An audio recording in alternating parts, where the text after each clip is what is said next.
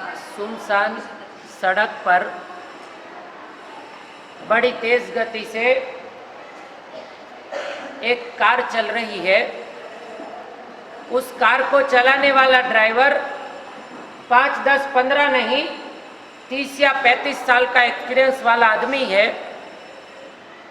उससे अपनी ड्राइविंग पे कॉन्फिडेंस है, एक विश्वास है। आज तक उसने कभी भी किसी भी व्यक्ति को या खुद को या उसके मालिक की कार को नुकसान नहीं पहुंचाया था। इसलिए वो बड़े आत्मविश्वास के साथ उस सुनसान सड़क पे बड़ी तेज गति से कार चला रहा था। और उसी समय एक घटना घटित होती है। सुनसान सड़क पे आवागमन भी नहीं था, तो उसने गति तेज कर दी थी और एक्सपीरियंस बहुत जोरदार था। परंतु ऐसा कुछ हुआ, झाड़ियों में से 10-15 व्यक्ति दौड़कर आए और दौड़कर आए, वो सामने देखता है, अरे ये मेरे बिल्कुल सामने आ रहे। उसने जोर से ब्रेक दबाई पर गाड़ी रुकी नहीं, गाड़ी और तेज गति से चली और उस 10-15 में से 2-3 लोगों की उसी समय मौत हो गई। और जो बचे कुचे थे, उस व्यक्ति ने उस ड्राइवर को पकड़ा, उसे पीटा और फिर उसको पुलिस के हवाले किया। अब उसके बाद पता ये केस चलता है जी कि भाई इसने 3-4 लोगों की जान ली है। वो 7 आदमी साक्षी थे। तारीख निकली, जज ने बुलाया, वो ड्राइवर हाजिर हुआ, सुनवाई शुरू हुई। वकील था, उसकी तरफ का वकील भी सज्जन था। उसने कहा भाई अपने को लंबा चौड़ा केस चलाना नहीं है, तारीख पे तारीख देनी नहीं है, आज ही फैसला हो जाए। इसीलिए तू सत्य बता दे, तूने मारा कि नहीं मारा। किससे पूछते हैं? ड्राइवर से। तेरे हाथों से ये 4-5 जो 3-4 लोगों की डेथ मृत्यु हुई, क्या वास्तव में हुई है या तेरे पे ब्लेम लगाया जा रहा है जी। और जज ने कहा अगर यही जवाब देता है तो मैं फैसला सुनाने के लिए तैयार हूँ। उस ड्राइवर ने हाथ जोड़ के जज से कहा गिव मी ओनली 10 मिनट्स, उसके बाद मैं आपको जवाब देता हूँ। सबने कहा ठीक है भाई, देखो आज ही इसका फैसला होता हो, तारीख पे तारीख देनी ना पड़ती हो तो हमें मंजूर है। जज ने कहा एकदम साइलेंट, कोर्ट एकदम शांति से, सब लोग बैठे थे। और 10 मिनट बाद वो व्यक्ति बड़ी विनम्रता से हाथ जोड़ के जज से विनती करता है, साहब मैं गलती हूँ, मैं निर्दोष नहीं हूँ, आप जो भी सजा दो मुझे मंजूर है जी। और उस समय वो जज और वकील उसे पूछते भाई अगर तुझे खुद पता ही था कि तू मुजरिम है, तू गलत है, तो 10 मिनट क्यों लिए? अगर तुझे पता ही था मैं गलत हूँ तो ये 10 मिनट भी तूने क्यों लिए? और अब तू ही कह रहा है मैं गलत हूँ, मुझे सजा दो। और उस समय वो व्यक्ति कहता है मैं 10 मिनट में मनोमंथन में था कि 35 साल में एक चींटी को भी मैंने नुकसान नहीं पहुँचाया और मेरे द्वारा ये 3 हत्या कैसे हुई। और फिर मेरे दिमाग में एक बात आई, जब मैं कार चला रहा था तो मेरा पैर ब्रेक की जगह एक्सीलेटर पे दब गया था। अब जो भी कार चलाता है उसको पता होता है दोनों चीज़ें पैर में होती है, एक्सीलेटर भी और ब्रेक भी। और उस समय मुझे लगा था कि मैं मनोमंथन में था कि ब्रेक दबाने के बाद भी गाड़ी रुकने की बजाय तेज क्यों चली और उसकी मृत्यु को हुए। और मैंने बराबर जब दिमाग में बैठा कि नहीं, उस समय मेरा पैर ब्रेक पर नहीं एक्सीलेटर पे था और गति तेज हुई और बेचारे वो निर्दोष 3 लोगों की मृत्यु हुई। और उसी समय उस जज ने उसे फांसी की सजा घोषित कर दी। हमें इस छोटी सी कहानी से जो आज हमें समझना है, हमारी ये जीवन रूपी जो गाड़ी चल रही है, हमारी संसार में हम जी रहे, आप और मैं, हमारी जीवन रूपी जो गाड़ी चल रही है उसमें हम ब्रेक लगा रहे हैं या एक्सीलेटर लगा रहे हैं? एक्सीलेटर लगा रहे हैं। हर चीज़ की बात है, not for one thing, everything. चाहे क्रोध की हो, मान की हो, माया की हो, लोभ की हो, राग की हो, द्वेष की हो, जीभा की हो, स्पर्श की हो, रसनिंद्रिय की हो, आप जवाब दो हम ब्रेक लगा रहे हैं या एक्सीलेटर दबा रहे हैं। इसमें सब कुछ आ गया जीवन में, मनी भी आ गया। तो अब समझो, उस ड्राइवर ने 35 साल का एक्सपीरियंस होने के बाद भी अगर ब्रेक की जगह एक्सीलेटर दबा दिया तो उसे सजा मौत की मिली। तो हम भी ब्रेक की जगह एक्सीलेटर दबाएंगे तो हमें भी ये परमात्मा कौन सी सजा देगा? नरक। अगर ब्रेक दबाता ना तो वो 3 लोग भी बच जाते और उसे सजा भी नहीं होती। जिन शासन कहता है चातुर्मास का काल हो, कोई अष्टमी चतुर्दशी का पर्व हो, जिनाग्ना की जो चलती हुई हर एक पर्व तिथियां हो, चाहे ज्ञान पंचमी हो, मौन एकादशी हो, नवपद की ओलिया हो, हमें ब्रेक लगानी पड़ेगी। ये भी अभी जो दिन चल रहे हैं ना चातुर्मास के, वो हमारे ब्रेक लगाने के दिन, हमारी एक्सीलेटर दबाने के दिन नहीं है भाई। मन मौजी से हम इतना एक्सीलेटर दबा चुके हैं कि उसको तो सजा सुनाई, पर हमें अपने आप को ही पता चल गया कि हम कहाँ जाने वाले है। किसी चीज में ब्रेक, खाने में ब्रेक, कमाने में ब्रेक, संयम में ब्रेक, क्रोध मान माया लोभ 4 प्रकार के हैं। आई एग्री, सबको क्रोध आता होगा, सबको मान भी होगा, सबको माया भी होगी और सबको लोभ भी होगा। उसके भी कर्म ग्रंथ में 4 तरह के प्रकार बताए। सोचो अपने में कौन सा है? प्रत्याखानी, अप्रत्याखानी, स्वंजलन और अनंतानुबंधी। એમાં પણ બહુ ફરક છે। ક્રોધ કરો છો, માન કરો છો, લોભ કરો છો, લોભ કરો છો, રાગ કરો છો, એની તીવ્રતા કેટલી છે એ જોવાનું છે। जो स्वंजलन होय ये बधानी एक मर्यादा होय छे, इसका एक काल होता है, इसका एक आयुष्य होता है, उसके बाद वो खत्म हो जाता है। स्वंजलन क्रोध वो क्षणिक होता है, कुछ दिन के लिए होता है, कुछ क्रोध महीनाओं के लिए होता है, कुछ क्रोध की अवधि साल की होती है और कुछ अनंतानुबंधी जो भवो भव चलती है। सम्रादित्य कथा में गुणसेन और अग्निशर्मा 3 पाने तक तो उसकी क्षमता नहीं चुकी और फिर जो क्रोध की गति बंधी थी वो अनंतानुबंधी क्रोध था कि अगर मेरे इस साधु जीवन, देखो यहाँ पे जिन शासन के साधु की ये बात नहीं है, वो दूसरे धर्म में संत बना था। संत बनने के बाद भी वो इतना संयमी था कि मांस खमन के पार मांस खमन करता था और कभी भी बिना बुलाए किसी के घर जाना नहीं, और जो पारणा करने के लिए ले जाए और अगर वो भाव से न हो रहा है तो उसी दिन से दूसरा मासक क्षमन चालू। इसकी मनस्थिति कितनी ऊपर थी, फिर भी वो विचलित हुआ एक क्रोध के कारण। शास्त्रकार कहते हैं अगर यही चीज जिन शासन का साधु करता तो मोक्ष उसी भव में मिल जाता। इतनी इसकी मन की पराकाष्ठा ऊंची थी। अगर जिन शासन का साधु अष्ट प्रवचन माता का पालन करने के द्वारा और सम्यक्त्व की प्राप्ति के द्वारा ये गुण अग्निशर्मा जैसा तप करता तो उसी क्षण उसको मोक्ष मिल जाता।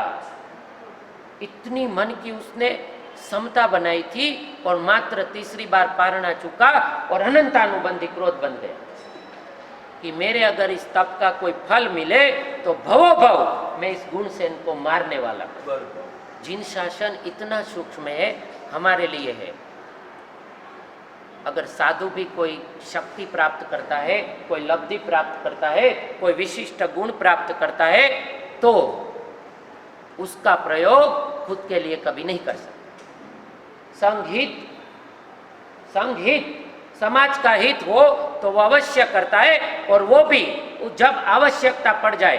और अगर इसका पुण्य इतना प्रबल है, उत्कृष्ट चारित्र पालने के बाद भी अगर साधु नियाना करता है तो निश्चित उसकी अधोगति है। आपकी बात नहीं करता मैं, आज हमारी बात कर।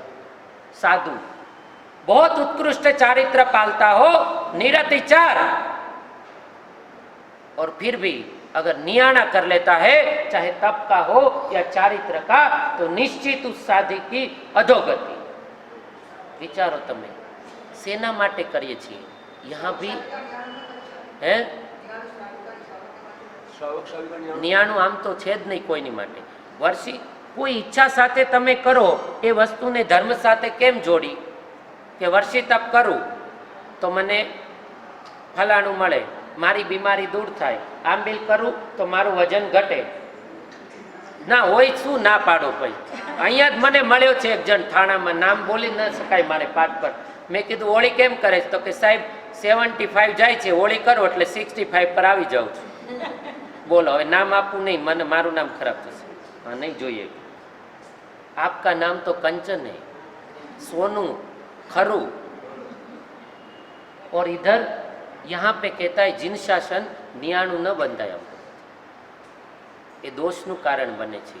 चक्रवर्ती सनत कुमारी नियाना के कारण तो चक्रवर्ती बन के नरक में, वो तो ठीक है, उसको समकित की प्राप्ति हुई. हाँ, एक लट छुई वंदन ब्रह्मदत्त, एक लट स्त्री वंदन कर रही थी और उसकी लट उसके चरण को स्पर्श की और उसने ओहो इतनी कोमल इनकी लट, मात्र वाड़ वाड़, इतने वाड़ भी छुए और इसको इतनी वो लगा कि इतना मुलायम है, तो ये स्त्री को भोगने वाला, इस स्त्री को भोगने में कितना आनंद आता होगा. काम થઈ ગયું, પૂરું બન્યું નહીં, બિગડા. આ બધું બ્રેકમાં જ આવે છે, જે સમજાવવાનું છે. આજ સંયમ બ્રેક તો મારવી જ પડશે, ચાહે રસ પર હોય, સ્પર્શ પર હોય, આંખ પર હોય કે કાન પર હોય.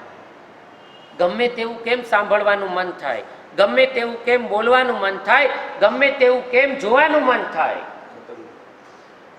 આપણે તો એ બ્રેકની બદલે એક્સિલેટર દબાવે જઈએ છીએ. એ તો બસ 80 આઈટમ હોય તો કે હજી ઓછી પડે છે, હજી ઓછી પડે છે. હા, બ્રેક લગાવો. આ વર્ષિત બ્રેક માટે છે, એક્સિલેટર માટે નથી. આ આંબેલની હોળી બ્રેક લગાવવા માટે છે, એક્સિલેટર દબાવવા માટે નથી. આ ચાતુર્માસ બધા જ પાપના કાર્યો પર બ્રેક લગાવવા માટે છે. આપણે તો એક્સિલેટર દબાવીએ છીએ. પ્રભાવના આ ચોમાસામાં તો પ્રભાવના પણ નથી મળતી. ટ્રસ્ટી ખર્ચા નથી કરતા, સંઘમાં જાઓ જલાલી નથી, હિટ નથી. તો હિટ ચોમાસું કોને કહો તમે? તમારી પરિભાષા. રોજ સ્ટેજ પ્રોગ્રામ થાય, રોજ નાચ ગાના થાય, રોજ ધામધૂમ થાય, કરોડોના સ્વામી વાત્સલ્ય થાય, એ ચોમાસું હિટ? મને આધ્યાત્મિક કોઈ મારા સાહેબ આવે, માત્ર તત્વની વાત તો ગળે ઉતરતી નથી સાહેબ, ઉપરથી જાય છે. કારણ તો આપણે ચોમાસામાં શું કરવાનું છે? હવે તમે જવાબ દો, આમાં તમે જ સમજો. આમાં આપણે બ્રેક લગાવી કે એક્સિલેટર દબાવીએ છીએ? बोलो तो खरी भाई. एक्सीलेटर हर चीज में हम एक्सीलेटर दबाए, जबकि दबानी तो ब्रेक है. फिर केम संयम न रहे? जीभ पर पण ब्रेक राखो, मोढ़ा पर पण ब्रेक राखो, कान पर पण ब्रेक राखो. मैं पहला कीधु तू ने वर्षित अपनी बात, आदिनाथ परमात्मा प्रतिदिन गोचरी के लिए जाते थे. उस दिन बोला था प्रतिदिन जाते थे. उन्होंने उपवास करना भी नहीं था, उनकी इच्छा भी नहीं थी, मिलता कुछ नहीं था. कोई अभिग्रह नहीं था कि मारे वर्षित तप करવો છે કે 300 દિવસ ભૂખ્યું રહ્યો. રોજ ભૂખ લાગતી, પણ વોરાવતા લોકો, કોઈ સોનું, કોઈ સ્ત્રી, ખપ તો છે નહીં. रोज वापस आते थे घूम के, और एक शब्द मैंने बोला था, उनको कभी भी कुछ नहीं मिला, नहीं मिलने पर भी उनके मुंह से फरियाद नहीं निकली जी. और हमें रोज मिलने पर भी हमारे मुंह से फरियाद निकलती. वो भगवान तो આપણે નથી. તો પછી તમારે હું કહું છું ખુલ્લામ થોડું બંધ કરી દો, 1 સેકન્ડ ઓનલાઈન 1 સેકન્ડ બંધ કરી દો. ના, સારું નહીં. જો તમે એમ કહો છો કે અમે ભગવાન નથી, તો ગાવાનું બંધ કરી દો, વ્યાખ્યાન બંધ કરી દો, આ બધું બંધ કરી દો, તો મતલબ શું થયું? તમને બધી છૂટ એમ થયું ને? આ તો દીક્ષા નથી લીધી. તમે જ કહો છો આત્મકલ્યાણ કરવું છે, મોક્ષમાં જવું છે. કેવી રીતે? એ ભગવાન પહેલાથી હતો. આપણે મહાવીર સ્વામીનું એક સ્તવન છે, કદાચ તમને મોતી ભાગતું. તમે અમે સાથે રમતા, અમે સાથે જમતા, તું વીર મને તારો, મહાવીર મને તારો જીનવર. હા, તો એમાં આવે છે ને, પરમાત્મા પણ આપણી સાથે, આપણી જેમ રમેલો છે, આપણી જેમ જમેલો છે. અરે યાવત ભોગો પણ ભોગવેલા છે બધા તીર્થંકરોએ. તો જ્યાં પ્રશ્ન જ નથી ઉઠતો. ભોગો ભોગવ્યા પણ છતાં સમતામાં લીન થઈ વૈરાગ્ય જીવન જીવી અને પોતે પોતાની મહેનતથી એ તીર્થંકર બન્યા. એક સ્ટોરી કહું તમને. આવું જ હતું. એક ગામમાં ગરીબી બહુ હતી, खूब गरीबी थी और सब बच्चे दुबले पतले थे। जिनके भी स्त्रियों के जो छोटे बालक थे वो सब एकदम दुबले पतले। उस गांव में શુકનરાજી જેવો એક કરોડપતિ માણસ રહેવા આવ્યો। सारो હતો, दिलदार पण હતો। उसने देखा एक दो दिन रहा कि एक बात इसने नोटिस की, इस गांव में जितने भी छोटे बच्चे ना वो बिल्कुल कैसे है, पतले हैं। और उसने ये प्रश्न रखा सरपंच के पास कि रीजन वाई भाई ये सारे बच्चे इतने दुबले पतले क्यों है। और सरपंच ने कहा यहाँ पे दूध की कमी है, यहाँ पे दूध नहीं मिलता, 8-8 दिन नहीं मिलता, कभी 10 दिन नहीं मिलता। तो बच्चों को जो दूध, बच्चे तो दूध ही पीते और इस दूध की कमी के कारण इस बच्चों में पौष्टिक आहार नहीं मिलने के कारण ये दुबले पतले हैं। और वो सेठ नु नाम अपने राखिए શુકનરાજી ने की। શુકનરાજી बोलिया रास्ता में करता हूँ, देखो समझना बात, रास्ता में करता हूँ, आप एक काम करो अगले रविवार को सरपंच, वो जो सभा लगती है ना गांव में, सरपंच पंचायत में आ जाना। सबका ठीक है भाई, ये सॉल्यूशन कर रहा है तो हमारा क्या जाता है जी। संडे को मीटिंग लगी और उसने घर के जितने घर थे उतनी गाय ला के दे दी उसने। तो बढ़िया है, समझो बात, समझो नानी स्टोरी माथी घणું શીખો। उसने શુકનરાજીને બધાને ગાયો આપી, એટલે વર્ષી તકમાં નથી આપવાની, ना ना, वो गाय दी और उसने कहा कि गाय ले जाओ और तुम इसमें से दूध निकालना, इसका जतन करना, ये हुष्ट पुष्ट गाय है, प्रतिदिन के 2-5 लीटर आराम से दे देगी। और उस समय गांव वाले क्या कहते पता है, देना है तो सीधा दूध दे, हमको गाय नहीं चाहिए। अब वो शुकन के केम तो कि भाई जो गाय देगा इसको रोज नहलाना पड़ेगा, इसको घास फूस खिलाने पड़ेंगे, इसका गोबर साफ करना पड़ेगा। अगर ये हमने घर के आगे बांधी तो गंदगी करेगी, वो गोबर हम उठाएंगे नहीं, हमको उसको नहलाना धोलाना नहीं, उसको स्वच्छ रखना नहीं, और आजू बाजू माखी मच्छर आएंगे उनको भी साफ। हमको तो ये माथाकूट में पड़ना नहीं है। अगर तू सीधा दूध दे दे तो मैं तैयार हूँ। और यही बात है आपका जवाब। परमात्मा भी कहता है मोक्ष में जाना है ना तो मेहनत तो करनी पड़ेगी। और उसी समय शुकन ने हाथ जोड़े कि ये गांव में रहने जैसा नहीं है, यहाँ तो सारे ही मूर्ख है। अगर समझो समस्या हमेशाની સોલ્વ કરવા માટેનો એક મસ્ત રસ્તો હતો, હંમેશા की प्रॉब्लम सोल्व करने का एक मस्त रस्तो હતો ને કે ગાય રાખી લો એટલે તમને જીવનભર 10, 20, 15, 20, 25 વર્ષ સુધી દૂધની શોર્ટેજ જ નહીં પડે। પણ એની માત્ર કારણ શું હતું, એની પાછળ મહેનત કરવી પડે, એનું જતન કરવું પડે, એનું પળોજન કરવી પડે। પણ એ મંજૂર નહોતી અને એ ગામના લોકો પાછા દૂધ વગરના ને દૂધ વગરના રહી ગયા। એમ આપણી હાલત છે।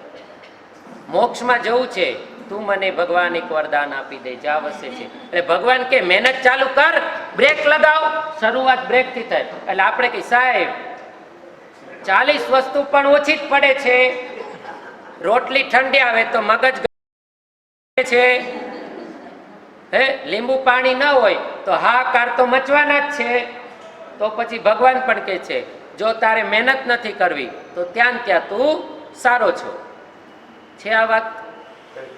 હર એક વ્યક્તિ દેખો, અને આપણે જીન શાસનમાં ક્યારેય કોઈ વ્યક્તિની પૂજા નિષેધ છે, અહીંયા તત્વની પૂજા ગુણની છે અને ગુણમાં પણ તત્વ મૂક્યું છે। દેવ તત્વ, ગુરુ તત્વ અને ધર્મ તત્વ છે। આજે ડિસ્ટ્રીબ્યુટરો પડ્યા, બહુ દુઃખની વાત છે।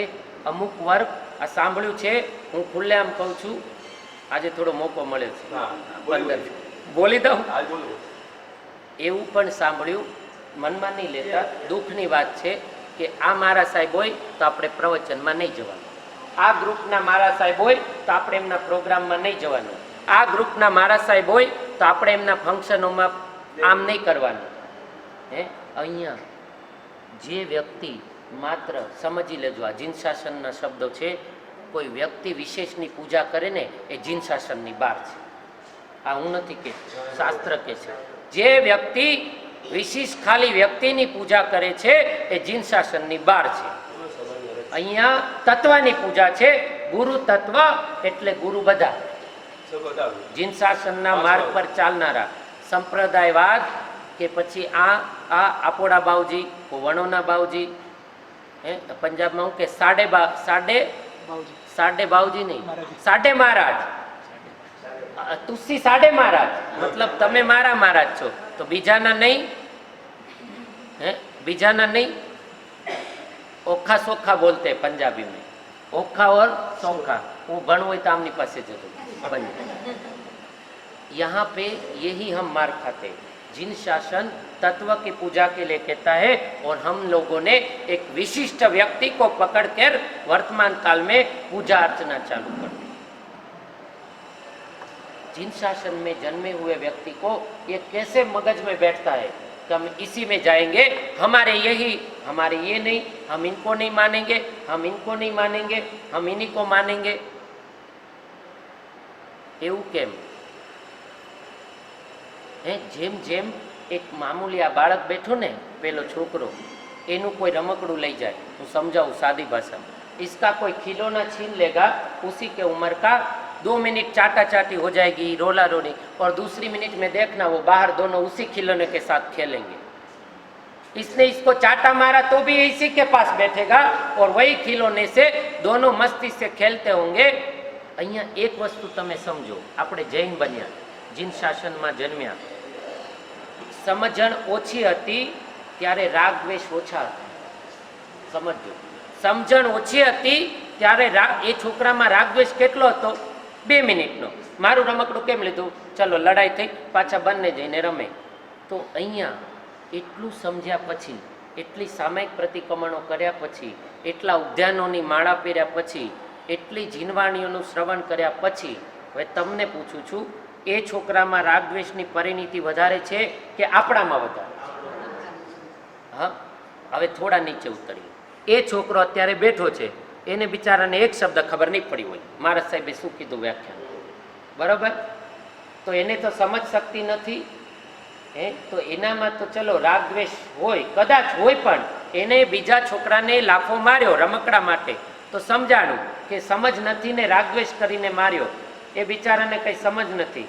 આપણે તો પોતાની જાતને સમજદાર માનીએ છીએ, એટલું સમજદાર, એટલા ધર્મિષ્ઠ. તો એ ધર્મ કેટલો કરે, આગળ હજી ઉતરી, એ કદાચ સન્ડે પૂજા કરે છે, સામાયિક તો રોજ કરતો પણ નથી, ઉદ્યાન થઈ ગયા નહીં હોય, એને રોજની 20 માળા ગળતો નહીં હોય, છતાં એનામાં રાગદ્વેષની પરિણીતિ ઓછી છે. અને આપણે પ્રતિદિન સામાયિક પ્રતિક્રમણ ઉદ્યાન પોષત કર્યા પછી આપણી ઘટવી જોઈએ કે વધવી જોઈએ? તો એનામાં વધારે છે કે આપણામાં? હે આઈક્યુ લેવલ અમને રમાડે એવા છે. આઈક્યુ લેવલની તો વાત જ છોડો યાર. आईक्यू लेवल आपका पावरफुल है, हम दोनों को उठा के यहाँ व्याख्यान कर सकते हो आप. है समझो बात, ए छोकरा में राग द्वेष की परिणति वधारे के आपणामां? तो समझदार आपणे के नहीं, अपेक्षा थी व्यवहार की बात करो, आपणे तत्वनी नहीं. उमर की दृष्टि थी समझदार आपणे के छोकरो? क्या थी छोकरो? आपणे. तो राग द्वेष की परिणति आपणी ओછી होवी જોઈએ કે નહીં? તો કેમ ઊંધું થાય છે? આપણામાં જેમ જેમ આપણે ધર્મ કરતા જઈએ છીએ, જેમ જેમ આપણે સમજદાર થતા જઈએ છીએ, જેમ જેમ ધર્મમાં ઊંડા ઉતરીએ છીએ, એમ રાગ દ્વેષ કેમ વધે છે? સંપ્રદાયવાદ, કટ્ટરતાવાદ, XYZ, આ ગલત, આ ગલત. આસ્તિકને બધા ગલત લાગે અને નાસ્તિકનું કોઈ માને નહીં. આ વ્યથા છે. आस्तिक को सब गलत लगते हैं और नास्तिक सबको गलत लगता है. उसको कोई एक्सेप्ट ही नहीं करता. પણ આસ્તિકની કથા એ જ છે, એને બીજા બધા ગલત લાગે છે. તો જેટલો આપણે ધર્મ કરીએ, જેટલે આપણે સ્ટેજ ઊંચું જઈએ, તો પરિણીતિ કમ થવી જોઈએ કે વધવી જોઈએ? તો કેમ નથી ઘટતી? કારણ કે હજુ આપણે બ્રેક નથી. સ્વજલન ક્રોધ હોય ને એ તરત જતો રહે, સ્વજલન માન તરત જતો રહે, સ્વજલન માયા તરત વિસામ પામે, અને એ જ રીતે સ્વજલન લોભ પણ તરત જતો રહે. પણ સમજો, આ પ્રત્યાખાની અપ્રત્યાખાની અને અનંતા બંધુ જો બાંધ્યા તો ભવો ભવ નહીં છૂટે.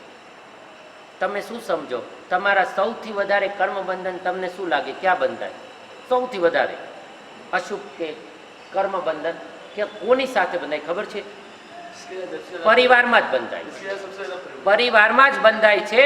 કારણ કે આ મહાવીર સ્વામીને જેમને જેમને ઉપસર્ગો આપ્યા ને, કોઈને કોઈ ભવમાં કઠપુતલા ચંદકોશી એમના જ પરિવારના સદસ્ય. અમરકુમારને મારવા માટે ઉઠી એ માં કોઈને કોઈ ભવમાં એમની જ પત્ની.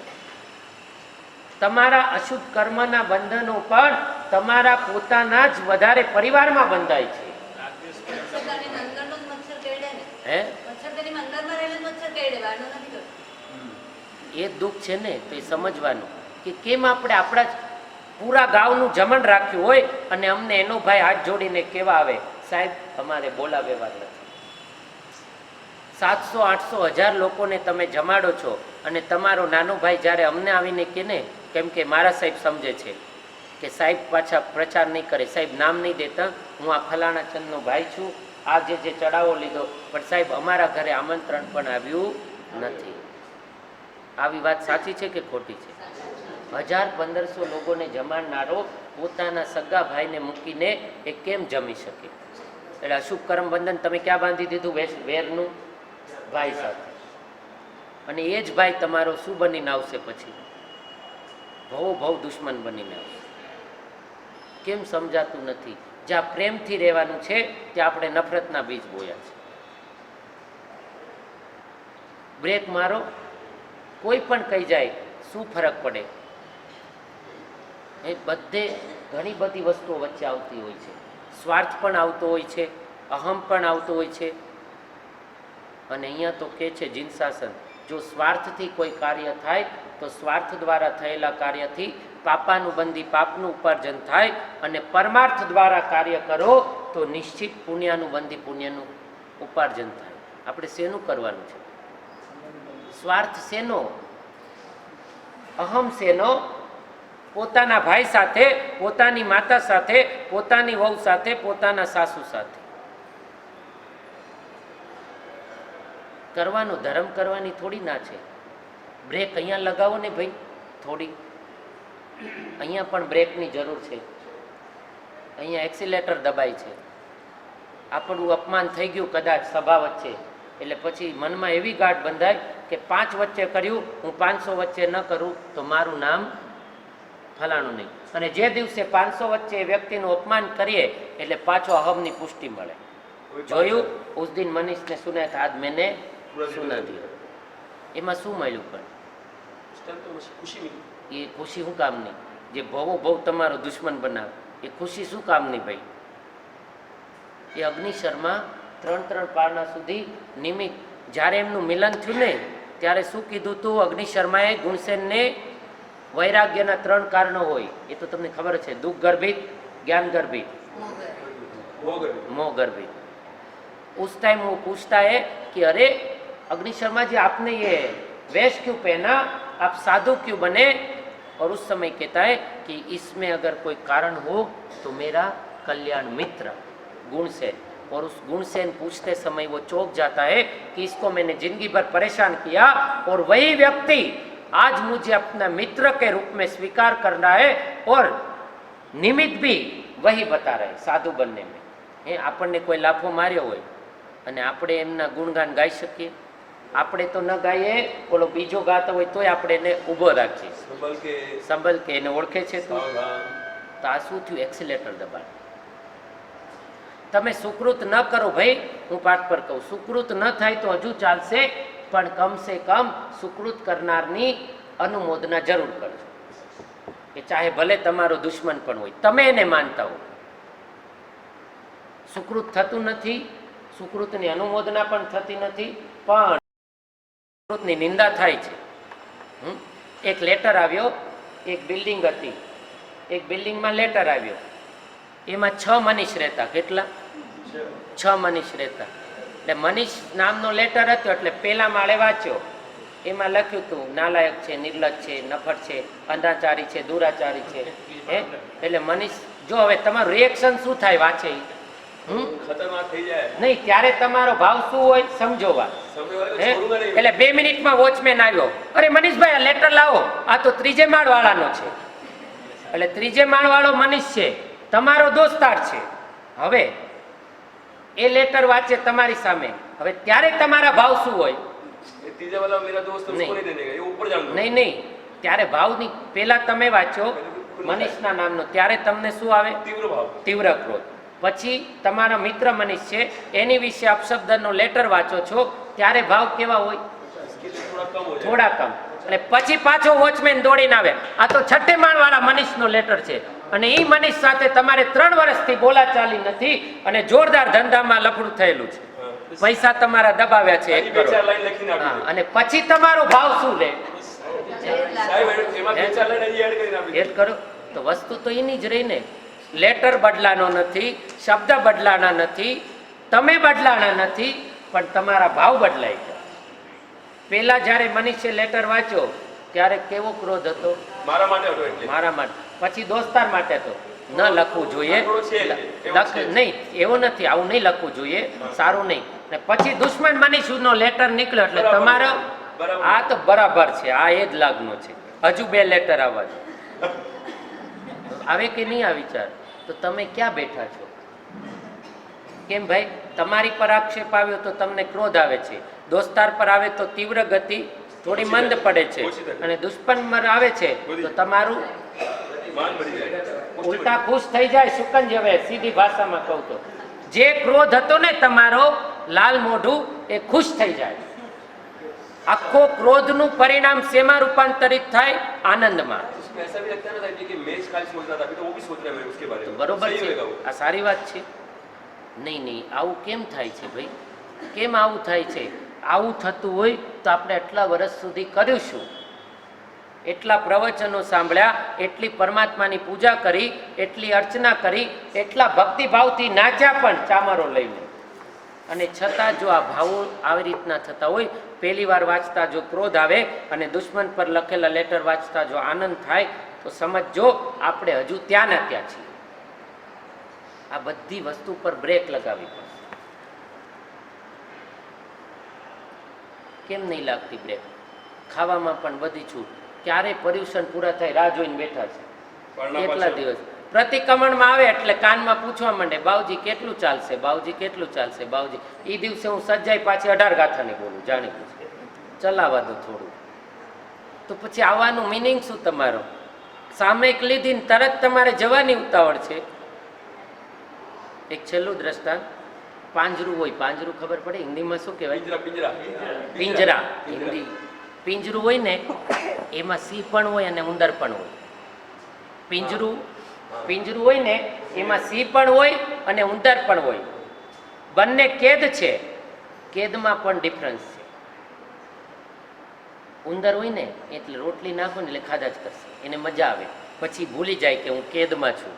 એ મસ્ત મસ્ત રોટલીના નાના નાના નાના ટુકડા હોય ને, એ ખાધા જ કરશે, એને મજા આવે. એ પછી એને ભાન નથી રહેતું, એ ગેલમાં હોય ત્યારે.